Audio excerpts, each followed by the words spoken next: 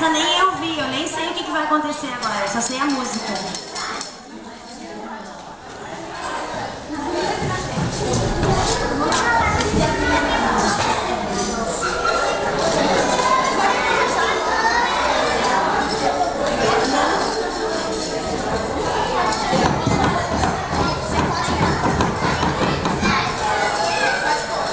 Ô pessoal, então é o seguinte, toda festinha de Natal tem que ter as músicas clássicas do Natal, né?